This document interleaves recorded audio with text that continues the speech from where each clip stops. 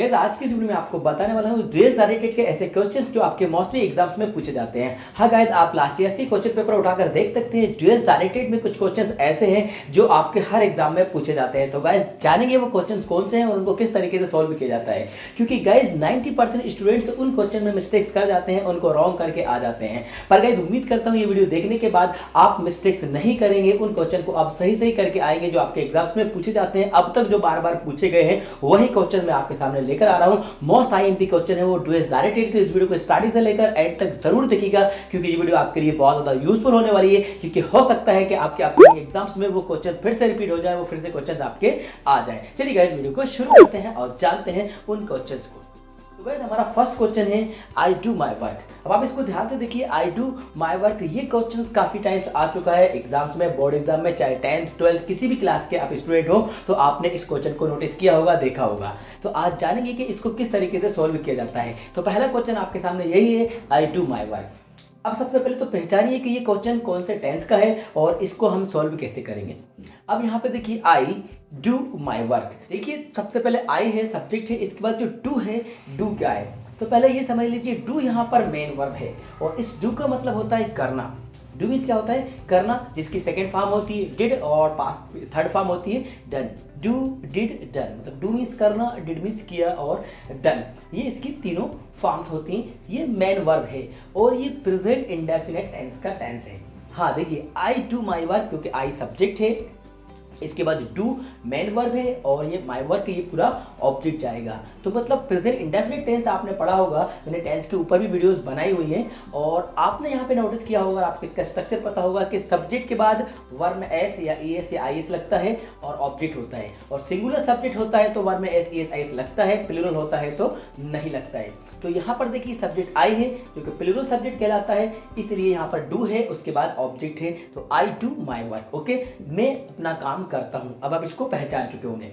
अब हमें बनाना है नेगेटिव, क्योंकि मोस्टली आपके एग्जाम में क्वेश्चन जो आता है ड्यूज डायरेक्टेड का, मेक नेगेटिव या चेंज इनटू नेगेटिव। तो अब इसको हम नेगेटिव कैसे बनाएंगे।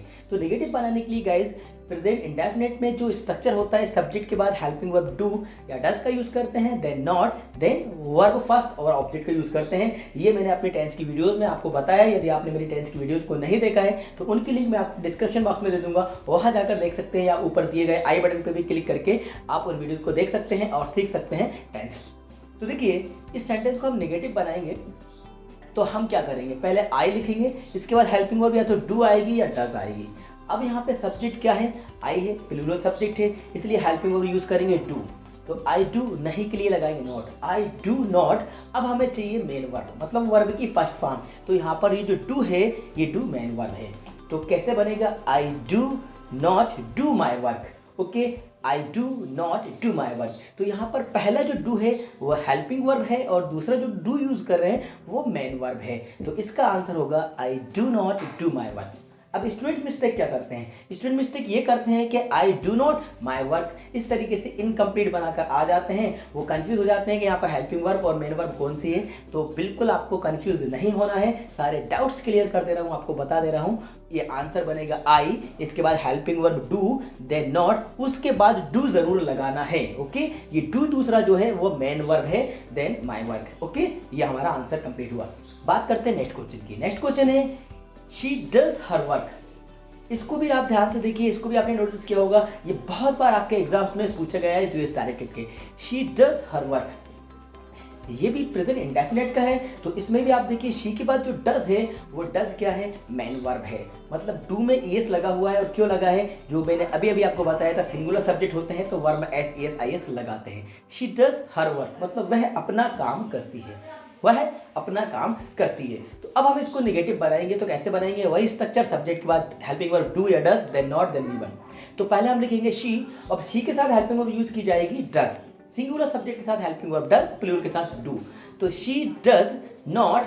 अब ये जो ऊपर वाला जो डज था उसमें से एस को हटा देंगे तो वो बचेगा हमारा डू।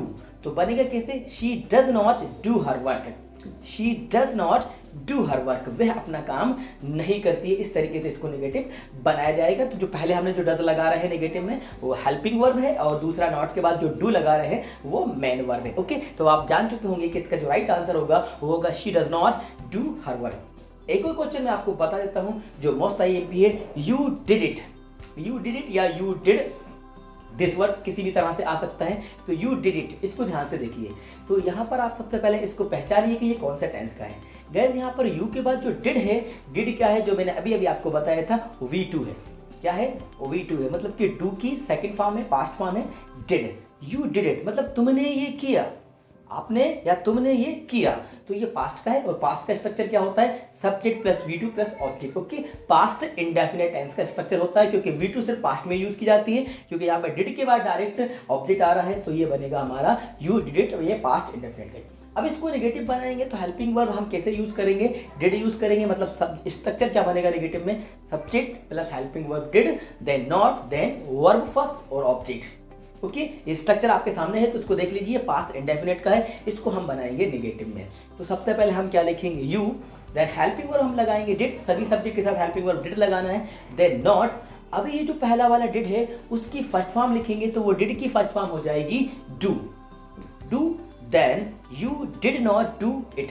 ओके, तो you did not do it मतलब कि तुमने ये नहीं किया। तो अब इसको अच्छे तरीके से जान लीजिए कि पहला जो हम यू के बाद डिड लगा रहे हैं वो हेल्पिंग वर्ब है, देन नॉट, उसके बाद जो दूसरा डू लगा रहे हैं वो फर्स्ट वर्ब है, मतलब कि जो सेकंड फॉर्म थी डिड की उसकी V1 हो गई। मतलब जैसे अगर सा लिखा होता तो सा की फर्स्ट फॉर्म यहाँ पे सी बन जाती, वेंट होता तो गो बना देते हैं, इस तरीके से। तो इसी तरह से डिड है तो डिड की फर्स्ट फॉर्म डू, तो राइट आंसर होगा you did not do it.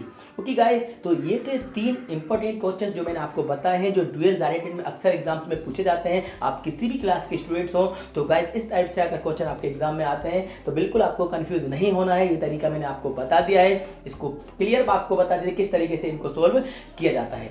Okay guys, तो ये वीडियो आपको पसंद आई होगी तो गाइस इस वीडियो को लाइक कर देना और अपने सारे फ्रेंड्स को ज़्यादा से ज़्यादा शेयर कर दीजिएगा। हो सकता है आपकी वजह से आपको फ्रेंड्स को कुछ हेल्प मिल सके, और वो भी अगर ये गलती करते आ रहे हैं अब तक, उनसे अगर मिस्टेक्स हो रही है तो गाइस ये वीडियो को देखने के बाद आपके फ्रेंड्स भी मिस्टेक नहीं करेंगे और इनको सही सही करेंगे। ओके गाइस, यदि आप चैनल पर नए हैं तो गाइस चैनल को भी सब्सक्राइब कर दीजिएगा और साथ में बेल आइकन को प्रेस कर दीजिएगा, जिससे आने वाली वीडियोस के नोटिफिकेशन सबसे पहले आपको मिलते रहेंगे। यदि आपका कोई डाउट है, कोई कमेंट है तो गाइस आप कमेंट्स बॉक्स में जाकर मुझे कमेंट्स करके विदाउट हेजिटेशन पूछ सकते हैं। इस वीडियो के ऊपर आपकी क्या ओपिनियन है, क्या राय है, ये भी आप कमेंट्स बॉक्स में कमेंट्स करके मुझे बता सकते हैं। Thank you so much.